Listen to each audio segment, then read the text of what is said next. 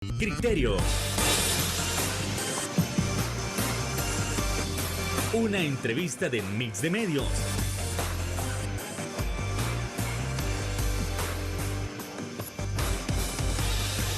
Que aborda frontalmente los problemas de El Salvador con los verdaderos protagonistas y plantea soluciones.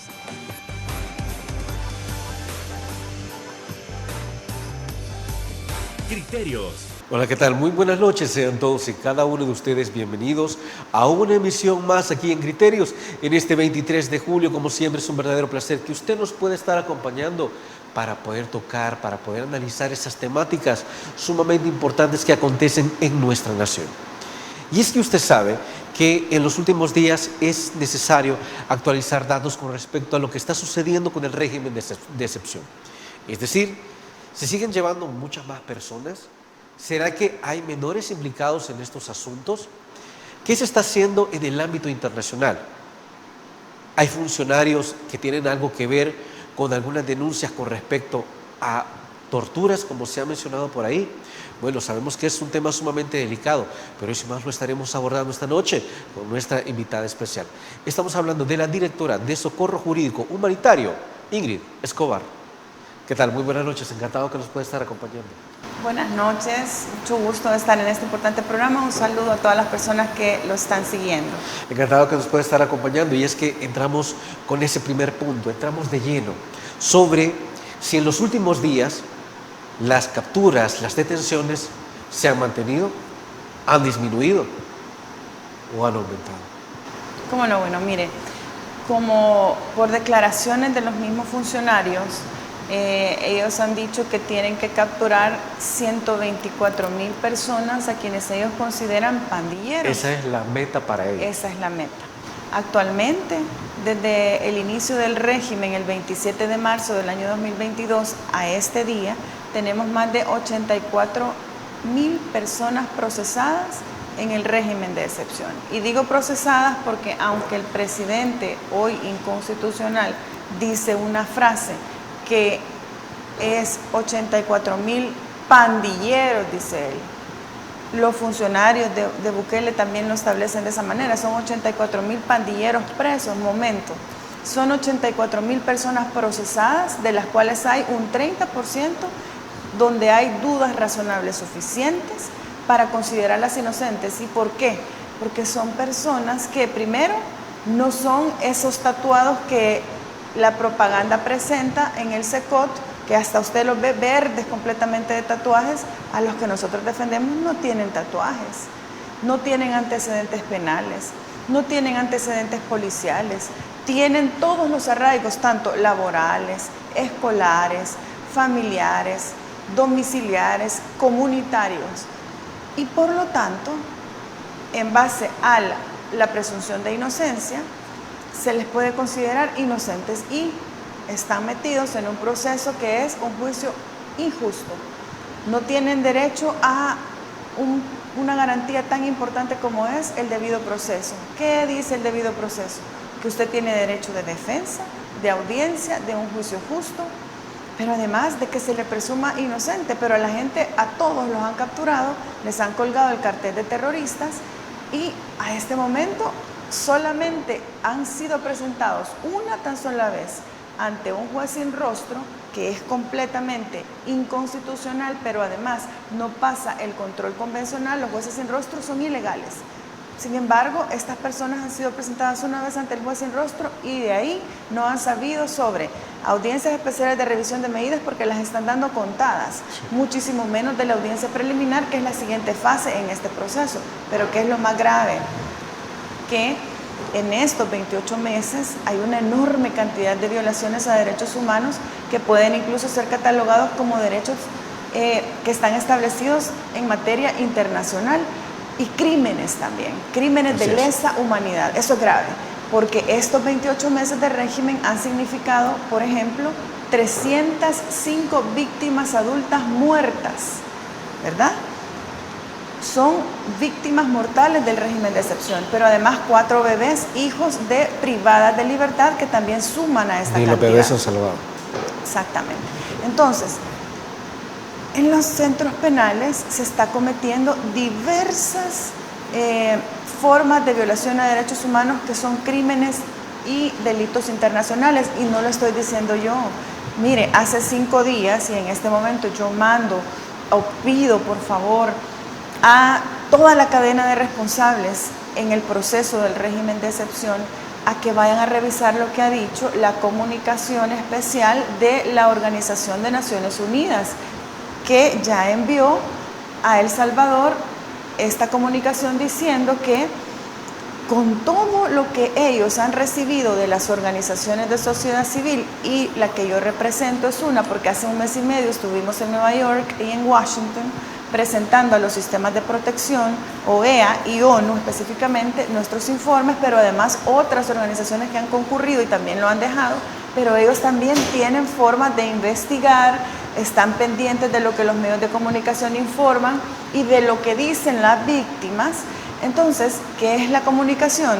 Es precisamente esa sistematización de esos datos donde El Salvador le dice, miren, en El Salvador, con lo que ustedes están haciendo en la medida del régimen de excepción, se ha identificado que hay desaparición forzada, tortura, tratos crueles, inhumanos y degradantes en centros penales, muertes extrajudiciales, o sea, muertes arbitrarias en centros penales.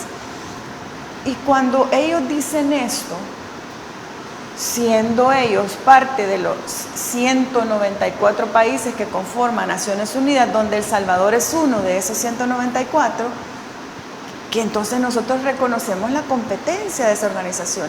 Y esa organización tiene algo que es muy importante, que son, y aquí a mí me encanta, esta es una Biblia, pero que tenemos que conocer, de instrumentos internacionales de derechos humanos aplicables a la administración de justicia. Aquí están dos sistemas regionales, la OEA por el lado de la CIDH, sí, que también nos recibió, y esta servidora estuvo presente en esa audiencia, donde el gobierno fue a mentir, ¿verdad?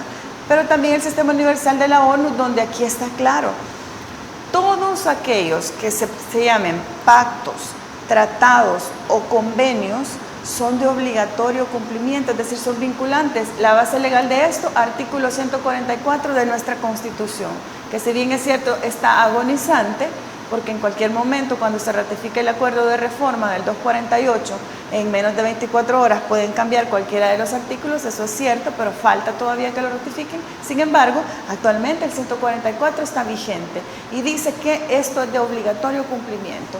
También las resoluciones y las declaraciones que tienen una obligación moral y ética, y somos parte de esta organización internacional. Entonces, ¿qué le está diciendo la ONU en ese informe a El Salvador? Ok, si ustedes se comprometieron a respetar estos convenios, tratados y pactos, ¿por qué entonces hay desaparición forzada en los centros penales? ¿Por qué están habiendo torturas en los centros penales? ¿Por qué hay tratos crueles, inhumanos y degradantes en los centros penales? ¿Por qué a la gente procesada, porque eso tenemos que aclararlo, no les están respetando el derecho? Por ejemplo, ok, a una persona procesada la privan de un derecho, la libertad, mientras se le investiga, pero no se le priva de su derecho a la integridad física, a que no lo golpeen los custodios solamente porque lo quieren golpear, su derecho a la salud, si entra con un padecimiento, tiene derecho a recibir un tratamiento médico, si adquiere enfermedades adentro, lo mismo, pero lo que ha pasado es que de ese total de 305 muertos adultos, el 30% ha fallecido a causa de negación de tratamiento médico, que es otra forma de torturar gente. Pero además el derecho a la alimentación. Miren, vámonos a los centros penales de Izalco, Mariona, Apanteos, Quesalte, Granja de Zacatecoluca y Bartolinas. En esos 6 centros penales y las Bartolinas, ahí están las personas más desnutridas de todo el sistema penitenciario. La gente sale en huesitos. Vámonos a las fotografías y los videos de las víctimas recibiendo a su familiar afuera del penalito, por ejemplo. Eso no está sucediendo. Todos estos derechos que yo le he dicho no está pasando, pero el más grave todavía es el derecho a la vida. No es cierto lo que dice el ministro de Seguridad, Gustavo Villatoro, no es cierto lo que dice el comisionado de Derechos Humanos y Libertad de Expresión cuando se refiere a que en las cárceles de El Salvador no hay tortura, no hay la privación de todos estos derechos que les he comentado, no. Tal vez se están refiriendo al CECOT, que es el Centro de Confinamiento contra el Terrorismo. Es una cárcel de primer nivel, donde ahí, de estos 300 víctimas, 305 víctimas que yo le menciono, no hay fallecidos en el CECOT. ¿Por qué? ¿A qué se debe ese fenómeno? Yo le puedo contestar. Es una cárcel de primer nivel, ¿sí? Tiene la clínica mejor incluso que del Sistema Nacional de Salud, que atiende a esos reos ahí. Ahí usted no los va a ver con escabiosis, repuestos, no están raquíticos como en otros centros penales. Ahí no muere la gente. Ahí le dan tour incluso a los representantes republicanos que han traído recientemente.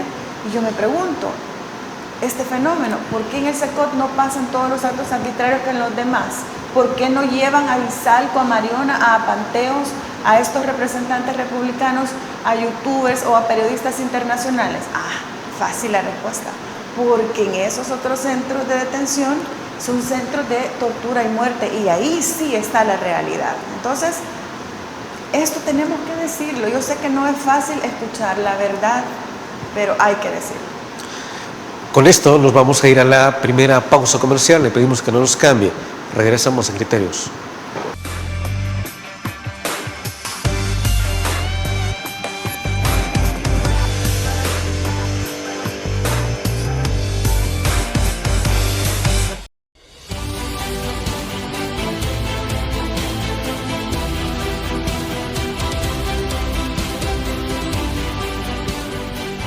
Nuestro compromiso, nuestra pasión, son algunas de las cosas que nos caracterizan como salvadoreños.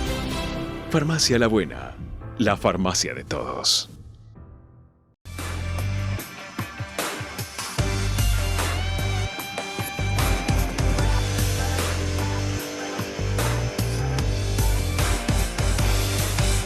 En la actualidad, los funcionarios han mencionado que las muertes en las cárceles no hay por qué extrañarse, que las muertes en los centros penales es algo de todos los días, desde hace muchísimos años, que si salen muertos por desnutrición, que muertos por golpizas, por otras enfermedades o por enfermedades.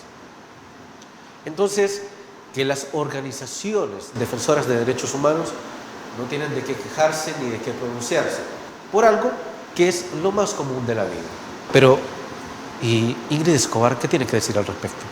Es completamente falso. Primero, porque ellos están ocultando dos cifras. Nosotros, en las organizaciones defensoras de derechos humanos, estamos hablando de una cifra específica.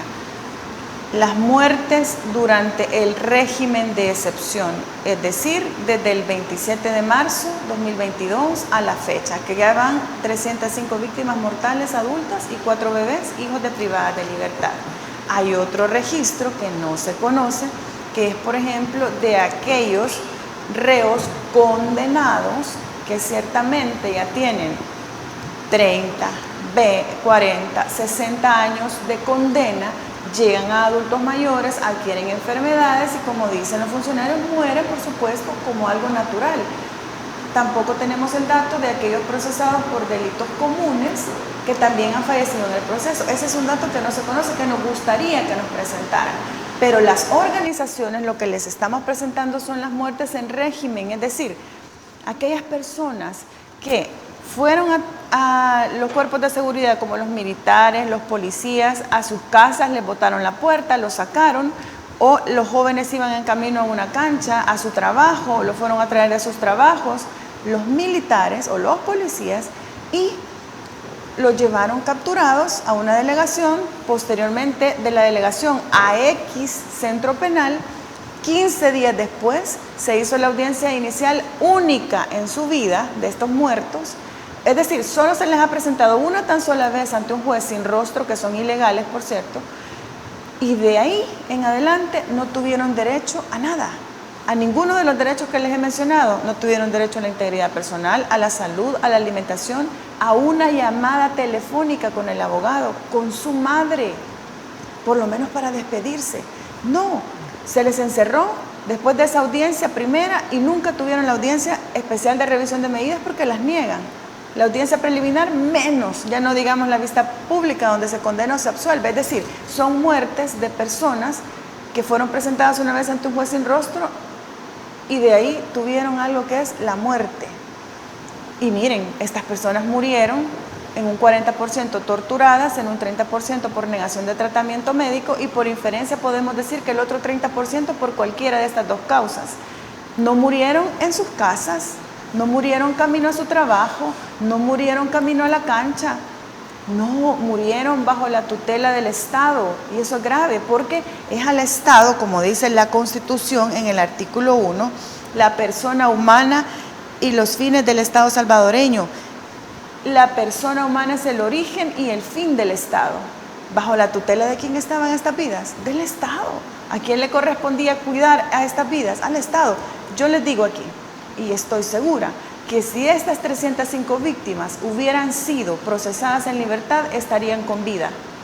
Un caso les voy a decir de estos 305, que es un caso del socorro jurídico. Tenemos 12 muertos, de estos 305 son 12 de nosotros, gente que buscó ayuda en el socorro jurídico. Hay uno que es un compañero sindicalista, José Leonidas Bonilla, sindicalista de la Municipalidad de Mexicanos.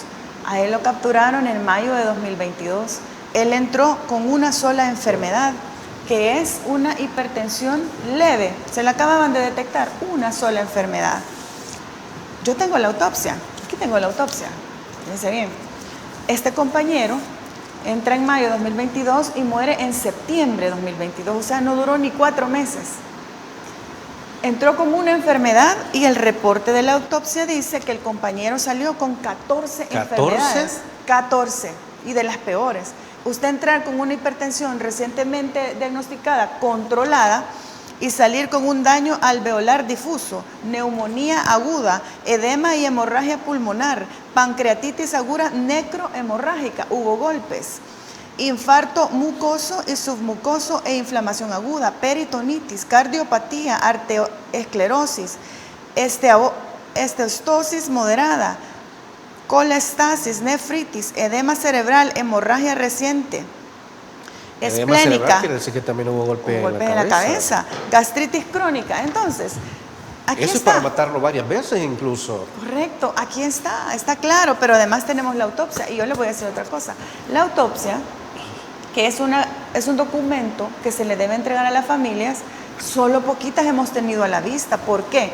Porque aquí es donde yo insisto, el control convencional de todas las medidas en el régimen de excepción no lo pasa. La autopsia, según el protocolo de Minnesota, dice que cuando hay una muerte en un centro penal de una persona procesada, no condenada, y que es de origen ilícito o hay dudas de ser ilícita como es esta, dice que el Estado debe de investigar de manera exhaustiva cada una de estas muertes. ¿Lo han hecho? No. Dice que la autopsia debe de contener fotografías del cadáver, cómo quedó el cadáver. Esta la hemos obtenido. Aquí dice que debe de haber fotos, sí, dice que hay fotos, pero ¿dónde están las fotos? En la imaginación tal vez, a lo mejor. No, exacto, las tienen ocultas, ¿verdad? ¿Por qué? ¿Qué ocultan? ¿Qué esconden? Grave y peor todavía, de las 305 víctimas mortales, entiendo que hay organizaciones que han conseguido un poco más de 20 autopsias, pero igualmente sin fotografías. Y los demás, que no les quieren entregar la autopsia, Medicina Legal le dice que a Fiscalía que Medicina Legal, luego Medicina Legal manda a la gente a los hospitales, ¿y sabe qué dicen en los hospitales? ¿Qué es? No, discúlpeme, yo no le puedo dar la causa de muerte de su familiar porque su familiar venía sin signos vitales. O sea, lo mandaron muerto al hospital como para quererse lavar las manos, ¿verdad? Y yo felicito a los hospitales que pongan exactamente eso. Porque, y aquí no le quiero decir algo que es bien importante, en su momento, y en base al 144 de la Constitución de la República, donde establece que los tratados internacionales, pactos y convenios son de estricto cumplimiento y se vuelven ley de la República, vámonos al Estatuto de Roma. Ahora, Mire, antes de pasar a eso, sí. Muchos dirán, mire, pero entre, por ejemplo, este caso, entre las 14 causas de muerte, ahí no dice causa de muerte el Estado. Por tanto, el Estado no tiene nada que ver, dirán muchos. y por tanto tampoco puede venir y acusarme de un delito de lesa humanidad. Y si nos quedamos con ese concepto, lesa humanidad, sí, realmente ¿a qué nos estamos refiriendo? ¿Qué debe entenderse por delito de lesa humanidad? ¿Cómo no? Vaya, mire, el Estatuto de Roma establece que si hay una organización, dice, estructura, Estado, por supuesto, organización criminal, estructura criminal, Estado, que lesione valores jurídicos internacionales como los establecidos en el Estatuto de Roma, deben de ser juzgados por los mismos como crímenes de lesa humanidad.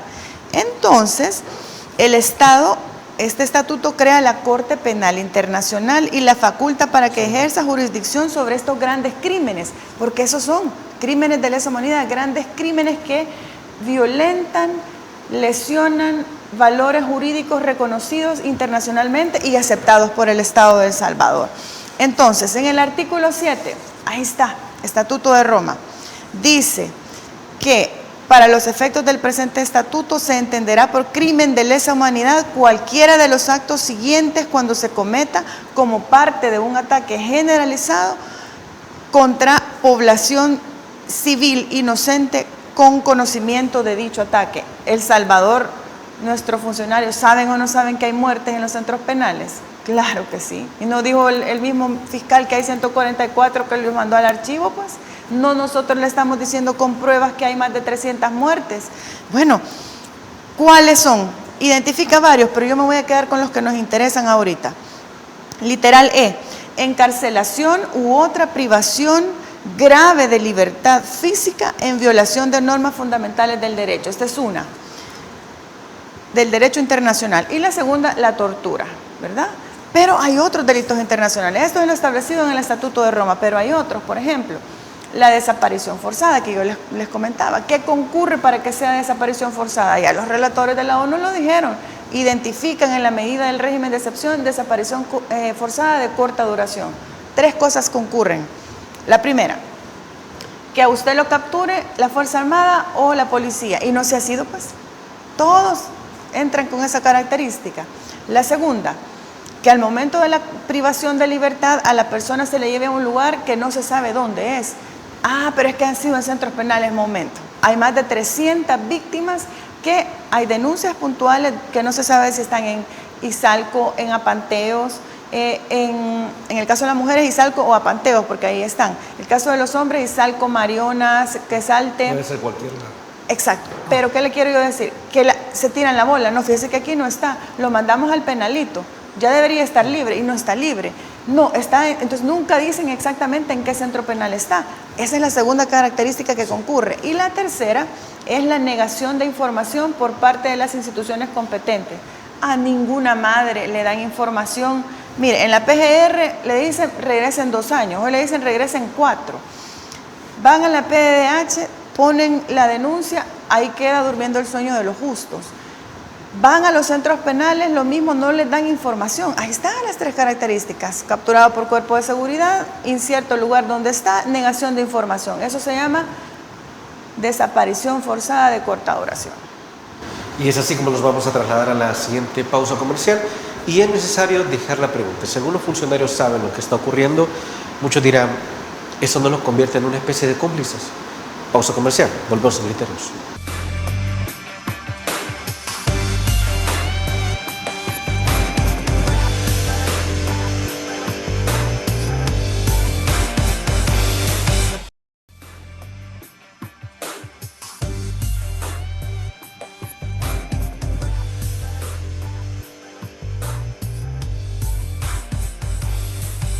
Gracias por continuar con nosotros. Si algunos funcionarios entienden lo que es la relación de lo que está sucediendo con el Estatuto de Roma, ¿no los haría cómplices en algún sentido? Y de ser cómplices, ¿habrá alguna organización o alguien que los esté denunciando? Por favor, Ingrid Escobar. Bueno, sí, habemos diversas organizaciones que estamos denunciando.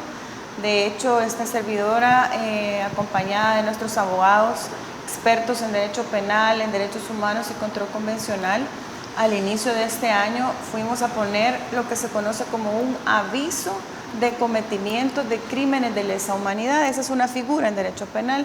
Pero ayer, justamente, y aquí le doy la primicia, ayer en la mañana, junto con víctimas, nosotros acompañando a las víctimas, pero también a hacer denuncias puntuales, nos presentamos ante la Fiscalía General de la República, ¿a qué?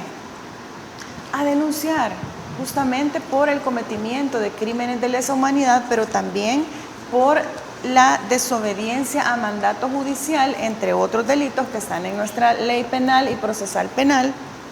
¿A quiénes? A estos funcionarios que han cometido estos delitos. Yo le voy a decir aquí, se los voy a decir con nombre y apellido. Los diputados que han prorrogado 27 veces el régimen, porque lo llevamos 28 meses ya. El primer mes está bien, la Constitución, artículo 29 en adelante, dice que sí puede haber régimen de excepción por 30 días, pero a partir de ahí es inconstitucional, es ilegal, no pasa el control convencional. Y por lo tanto denunciamos ayer a Sueci Callejas, a Rodrigo Ayala, a Guillermo Gallegos, aunque no es diputado, pero ya les voy a explicar por qué, a Elisa Marcela Rosales, a Numan Pompilio Salgado, José Serafín Orantes, Reinaldo Carballo, Ernesto Castro, el presidente de la Asamblea Legislativa, y también a Héctor Gustavo Villatoro, que es el ministro de Seguridad y Justicia, pero también a Osiris Luna. Fueron denuncias formales por cometimiento de delitos de lesa humanidad. ¿Por qué? Porque las prórrogas que estos diputados, siendo parte de la Junta Directiva de la Asamblea Legislativa, que es la representación legal de la institución, ha significado la muerte de 305 personas adultas que, de no haber sido procesadas privadas de libertad, estarían con vida. Pero además los 4 bebés, pero además las miles ya de condenas de niños de 12 a 17 años, que la mitad son inocentes, pero además el hecho de los tratos crueles, inhumanos y degradantes en centros penales, las torturas que hay ahí, los convierte a ellos en cómplices de estos crímenes de lesa humanidad, porque las denuncias han sido públicas y notorias. Y sabe una cosa, y aquí voy a aprovechar, dicen que están bien molestos porque hemos tenido la osadía de hacer uso de lo que la ley nos permite y no a la fiscalía que le corresponde investigar estos delitos. Pues ahí fuimos a decirle, estos delitos existen. Y ¿sabe lo que nos han dicho hoy en la mañana? Que, bueno, que quieren venirse en contra del socorro jurídico humanitario, investigarnos por delitos que van a fabricar, delitos inventados. Mire, nosotros somos una organización de voluntarios, profesionales todos. Hay algunos que son sindicalistas, tenemos trabajadores sociales, tenemos psicólogos, abogados, penalistas, especialistas en materia de derechos humanos, control convencional. Pero además tenemos un amplio respaldo, no solamente de organizaciones en El Salvador, sino que de organizaciones internacionales. Llámense estas de sociedad civil, por ejemplo, en Estados Unidos, de colegios de abogados en Estados Unidos que nos están apoyando, pero también hemos ido a tocar las puertas de representantes federales. Mire, hace mes y medio nosotros estuvimos por los sistemas de protección, nos recibió la OEA y la CIDH, nos recibió la ONU, nos recibió el Departamento de Estado, nos recibió la delegación de la vicepresidenta Kamala Harris, nos recibieron diversas organizaciones de sociedad civil. Entonces, esto es del conocimiento de todas las personas. Y si se les ocurre fabricarnos delitos, así como lo han hecho con miembros de la Alianza Nacional El Salvador en Paz, que por cierto, a la jueza de ese caso yo la mando a leer la comunicación de la ONU. Usted no puede llevar por actos terroristas a una persona solo por el hecho de convocar a una marcha. No, solo por el hecho de hacer mantas y quererlas colgar en algún lugar del país. O sea que lo están tomando como que eso en la actualidad es terrorismo. Correcto. Hacer una marcha les causa terror. Exactamente. ¿Por qué? No, pero eso es lo que ellos quieren hacerle creer a la población. ¿Saben las razones de por qué han tenido capturados ya 2 meses a estos compañeros? Defensores, representantes de sociedad civil. ¿Por qué? Porque ellos son los únicos que se han atrevido a denunciar que hay una pérdida de $48 millones del Instituto de Veteranos de Guerra. En vez de contestar a esa denuncia de esa pérdida de ese dinero, de que no les están dando los beneficios, es más fácil fabricarles delitos meterlos presos y, como ellos dicen, ¿verdad? Si son inocentes van a salir, pero ¿cómo? ¿Cuándo? Peor hoy con las reformas que se vienen y yo quisiera tener tiempo para platicar de eso. En 5 años, si son inocentes, ¿cómo van a salir? Muertos, en bolsas negras, traumatizados, violados sexualmente. Bueno, todo lo que pasa en los centros penales, grave, eso es grave. Entonces, esto es lo que nosotros fuimos a hacer el día de ayer, pero además, en la digamos, denuncia pública y notoria que hicimos, ¿qué les pedimos? Miren, hay 7 puntos del informe de la ONU que ustedes deben de responder. Deben de responder a esos 7 preguntas, interrogantes que les hacen por las violaciones a derechos humanos a El Salvador. Tenemos que garantizar justicia para las víctimas. De dos víctimas, las víctimas de las pandillas, fíjese bien, porque esas son las primeras que no tienen justicia. En el plan control territorial que a usted y a mí nos costó 365 millones de dólares, que no sabemos dónde está porque todo está en reserva, fue un fracaso. Hubo 4 alzas homicidas. Veníamos que de 5 o 0 homicidios, un día 19 homicidios. Meses después, 45 homicidios. Meses después, 60 homicidios. Y la última y la peor, 87 homicidios aquel 27 de marzo de 2022. Fracaso del plan control territorial. Entra la medida del régimen de excepción. Esas víctimas de las pandillas no van a tener justicia con las reformas actuales. Hoy justamente están en ese proceso de reformar, por ejemplo, que el que se roba una gallina, el robo como tal, tiene una pena de 5 a 10 años. Hoy lo van a reformar, le van a dar de 10 a 20. Pero eso no es lo peor. Lo peor es que el objetivo de no solamente es criminalizar la pobreza, sino que también mantener a la gente en detención provisional la mitad de la pena máxima. O sea, que si ahora, por decirle un ejemplo, en este momento tenemos que el delito de robo es de 5 a 10 años, una persona que está procesada por ese delito simple... Procesada, no condenada. Procesada, no condenada. Puede estar presa la mitad de la máxima, o sea, 5 años. ¿Por qué lo están haciendo? Porque ahorita tienen el sistema judicial colapsado. No salen ni siquiera con los delitos simples. Entonces después, para que no les vengan las denuncias, las demandas, mejor dicen, no, mejor mantengámoslo así. El cómputo de la pena, les ponemos la máxima, entonces la máxima dice que son 10 años, que pasen 5 años procesados y eso va a ser completamente normal. A ver. Entonces, esto es el equivalente a decir, vaya, mire, usted va a estar detenido 5 años, nosotros vamos a tener 5 años para probar si usted es inocente y si después de 5 años, suponiendo que nada más ha robado un delito menor, sí, entonces usted va a salir. Si para otras penas, por ejemplo, de 30 años, digamos, bueno, entonces, si es la mitad, entonces vamos a tener 15 años para ver si usted es inocente y suponiendo que siga con vida, ¿no? Correctamente, así de grave. ¿Y sabe qué es lo peor? Todavía hay algo peor, que lo quieren hacer retroactivo. Acuérdese que hay algo que se llama principio pro reo, lo más beneficioso al reo en materia penal. No, hoy ya no va a valer, o sea que si estos pobres ya están presos ahorita, procesados y algunos siendo inocentes, van a ir a pasar toda esta condena. ¿Y sabe lo que les van a decir al final? Así como son de olímpicos aquí. Ay, fíjate que mira, ahí estuviste 3 años preso, ¿verdad? Pero eras inocente. Ahí están las pruebas, ya en el juicio se probó. Ajá, ¿y esos 3 años dónde estuvo esta persona? En Izalco, en Mariona, en Apanteos, Quesalte, donde ahí sí hay condenados. Homicidas, feminicidas, secuestradores, violadores, los peores criminales. Imagínese usted por error ir a ser mezclado con esta gente. Con razón hay más de 300 muertes. Entonces eso no es correcto. ¿Por qué no mejor en vez de eso? Yo les pregunto aquí, a mí me gustaría que dieran el ejemplo en aumentar, por ejemplo, los delitos estos que están de privación de libertad por funcionario o empleado público. ¿Eso por qué no lo reforman? Igual lo han dejado. ¿Por qué no reforman la limitación indebida de la libertad individual cometida por funcionario público? De eso podemos hablar más adelante. Desde luego. Nos vamos a la siguiente pausa comercial. No nos cambie, regresamos a Criterios.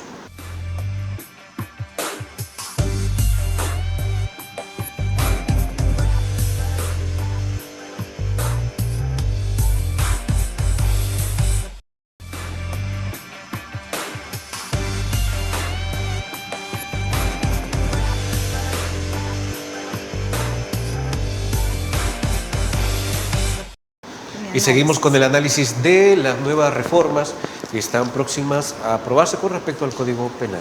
Por favor, Ingrid Escobar, coméntanos. ¿Cómo no? Gracias. Mire, nosotros en la conferencia del día de ayer se lo dijimos con un ejemplo bien coloquial. ¿Quieren ustedes que el hurto de una gallina se convierta en un delito con más años de cárcel? Y eso es lo que quieren hacer. Ahí se prueban dos cosas que yo le decía. Primero, criminalizar la pobreza. Miren, este gobierno, en los 5 años anteriores, que era constitucional, no le apostó a algo que se conoce como soberanía alimentaria, sino que le apostó a la seguridad alimentaria. La soberanía alimentaria pasa por darle a los productores las herramientas para poder cultivar y garantizar los granos básicos, las hortalizas para la población. Eso quedó en el olvido completamente. Entonces pasaron a la seguridad alimentaria porque los importadores son cheros del gobierno, ahí está comprobado. Entonces, ¿qué pasa hoy? Los oligopolios de los países que dependemos, como Guatemala, Nicaragua y Honduras, tienen todos los precios por el cielo. Hoy todito es más caro. ¿Qué le quiero decir con este contexto? Vamos a una hambruna. El salario mínimo nunca pasó en este gobierno de 243 en la zona rural para los agricultores, ni de 365 en la zona urbana para la gente en las ciudades. Entonces vamos a una pobreza extrema, hambruna. ¿Cree usted que no va a haber gente que para poderle dar de comer a su familia va a irse a hurtar una gallina? Claro que sí. A entrar a un supermercado a agarrar un cartón de huevos. Pues si se viene este contexto, ya se han visto en otras naciones. Entonces, claro, criminalizar la pobreza, dándole más años de cárcel a esta gente, ese es un objetivo. Pero el otro y el peor es limpiarse las manos de ellos. Porque ahorita tienen un montón de gente con mora judicial presa y no hayan cómo hacer, pero es que no dan abasto. Entonces quieren reformar en ese sentido, pero yo les pregunto, miren, ustedes, funcionarios públicos, por ejemplo, la dirección de centros penales, esa es la más señalada actualmente. No están dejando salir a las personas con órdenes de libertad. Eso se llama desobediencia a mandato judicial, pero además se llama privación de libertad por funcionario o empleado público, agente de autoridad pública. Me comentaba, por cierto, me comentaba un médico, que no voy a decir de qué hospital, pero me dice que estaba atendiendo a un paciente que en ese momento le llega la carta de libertad. Sí. Y el custodio se la rompe enfrente. Eso ha estado sucediendo frecuentemente. Claro, imagínense qué grave, eso es un delito, porque el custodio es representante del Estado. La privación de libertad en ese mismo momento se configura como tal. La rompe, entonces se lo lleva nuevamente a un centro penal. Pero hay otra que está peor. Limitaciones indebidas de libertad individual. El funcionario o empleado público, fíjense bien, que teniendo a su cargo la responsabilidad de establecimiento destinado al cumplimiento de pena o medida de seguridad o detención provisional, recibirá alguna persona en calidad de detenido sin orden escrita de autoridad competente o no obedeciere, fíjese bien, la orden de libertad emanada de la misma o prolongare, ahí está el ejemplo que usted me acaba de dar, la ejecución de una pena o medida de seguridad, será sancionado con prisión de 1 a 3 años e inhabilitación especial del cargo o empleo. A ver, ¿por qué no reforman esto y le damos unos 10, 20 años a la gente que haga esto? Si haciendo esto se están cobrando, pero cientos de vidas en los centros penales. Aquí no, ¿verdad? A esto no lo van a reformar, no vaya a ser al pobre que se hurta una gallina, que se va a robar un cartón de huevos, a hurtarse un cartón de huevos para darle a comer a su familia, que sí le van a meter 10 años de cárcel. O sea, esto es muy grave, muy grave. Ahora, creo que esto es nada más para aclaración, porque creo que se puede malinterpretar. No está diciendo que robarse una gallina o robarse el cartón de huevos no sea un crimen o que hay que dejarlo pasar. Creo que no está diciendo eso tampoco, sino que hay que medir un tanto los niveles de castigo conforme a la gravedad del asunto, ¿no? Correcto, pero mire, yo le voy a decir algo. Yo no quiero en ningún momento justificar a una persona que hace un hurto de una gallina, pero se da, o sea, en nuestro país se da. Mire, yo fui hace 2 semanas a Tacuba, el municipio más pobre de El Salvador. Fuimos a entregar víveres en las tormentas que acaban de pasar. Mire, llegamos a donde una familia que le llevábamos un paquete de víveres y ella no comentaba. Fíjese que la familia que está a la par tiene 3 días de no comer más que un rimero de tortillas que yo le pasé con tomate y sal. Esa es la realidad en la que estamos ahorita y lo hemos ido a ver y a confirmar. Entonces dígame usted, si esa persona ve pasar una gallina, ¿verdad?, y se la hurta y entonces lo ven, ahora con las reformas le van a meter 10 años de cárcel.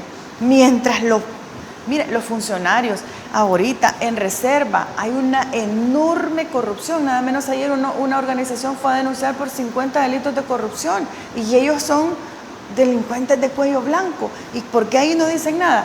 El hecho de repartirse 5 millones de dólares del banco hipotecario, diputados, la directora del Seguro Social, familiares de Bukele, cuando el banco hipotecario dice que es, o el refuerzo que tiene el banco hipotecario es para dinamizar la economía de la micro y pequeña empresa.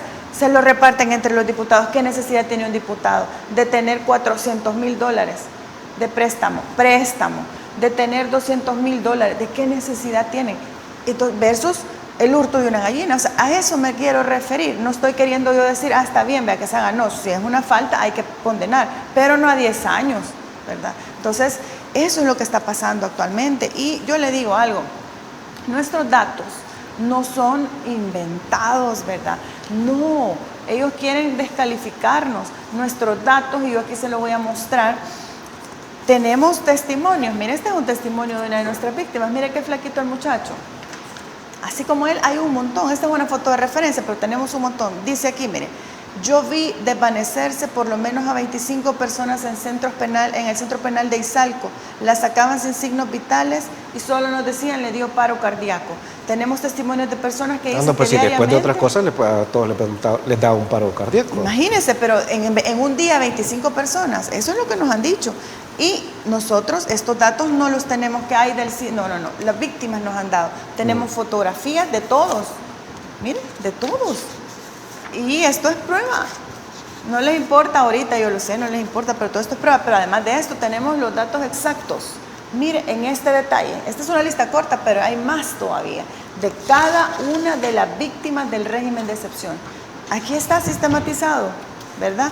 Pruebas, por pruebas no nos pueden decir nada, pero además tenemos un análisis hecho por criminólogos de nuestra organización e incluso médicos forenses que nos han ayudado, donde está claramente, ¿verdad?, que los fallecidos en centros penales no es por muerte natural, no los de régimen de excepción. Y eso es nosotros lo tenemos que decir. El decreto 803 es un decreto criminal, es otra de las cosas que tenemos que denunciar. Aquí lo tengo, aquí lo ando siempre. ¿Qué dice este decreto 803? Todo el mundo anda pensando, oye, 803, 804. Este es un decreto criminal porque suspende la investigación. O sea, una persona tenía ya 20 meses procesada por régimen. De repente le entregan, en vez de entregarle a su hijo o a su hija, le entregan el decreto 803 que dice que la investigación queda suspendida hasta agosto de 2025. O sea, que todos estos 84,000 van a comenzar a ser investigados hasta en agosto de 2025. Imagínense qué grave. O sea, es una condena porque ahí hay muchos inocentes. Y, fíjese bien, de ahí, que es el proceso de instrucción, a saber cuánto tiempo va a tener que pasar, 1 o 2 años, o sea, más tiempo de condena. Y si se les ocurre en la de preliminar decir que siguen presos, nos vamos a ir hasta la vista pública. O sea, una persona puede pasar 7 o 10 años procesada antes que se le declare culpable. ¿Y por qué lo hacen? Porque la pena dice que si es la mínima en asociaciones ilícitas son 20 años. Sí. Le pueden dar 10 años procesada. No, esto es criminal porque va a morir muchísima gente. Bueno, así nos vamos a ir a la siguiente pausa comercial. No nos cambie, retornamos aquí en Criterios.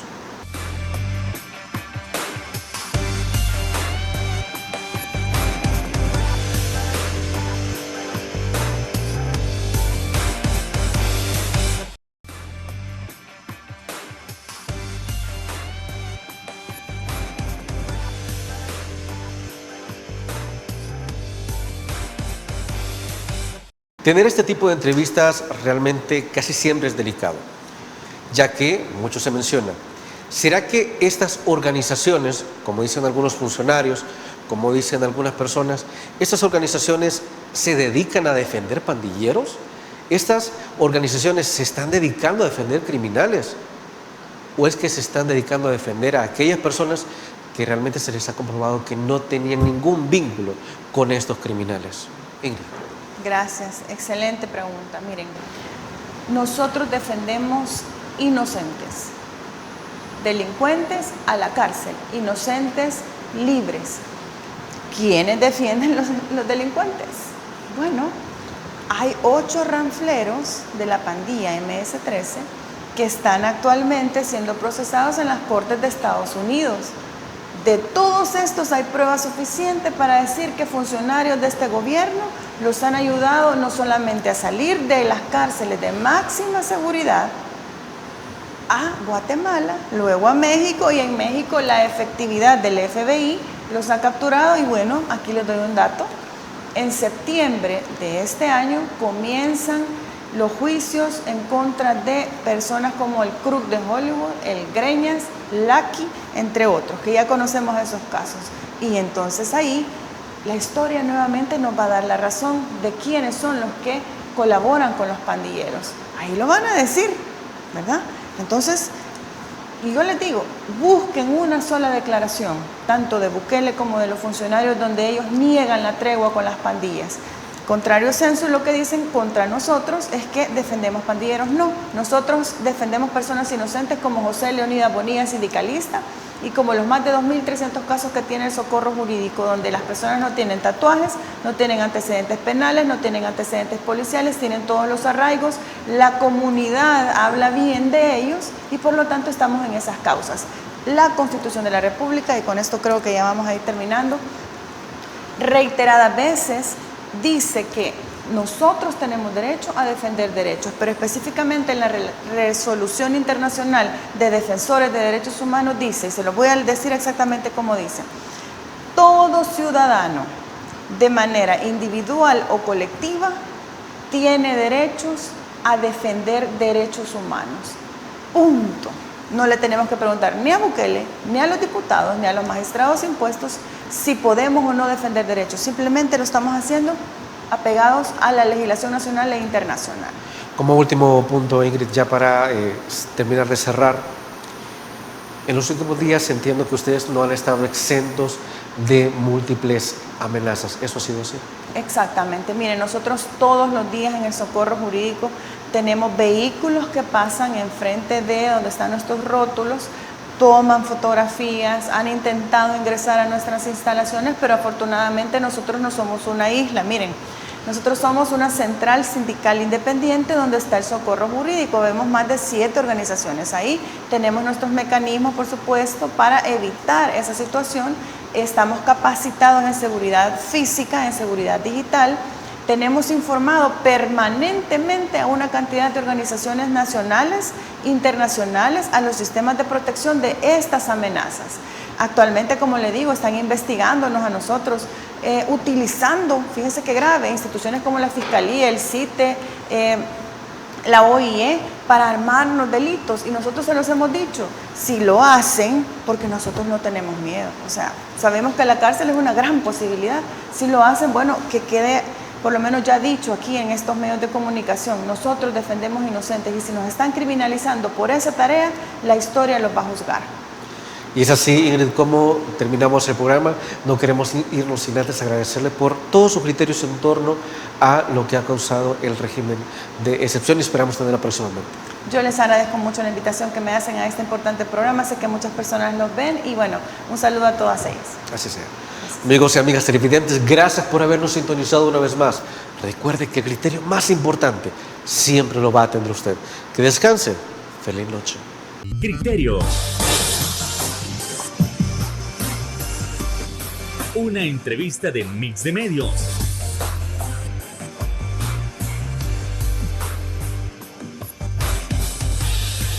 Que aborda frontalmente los problemas de El Salvador con los verdaderos protagonistas y plantea soluciones.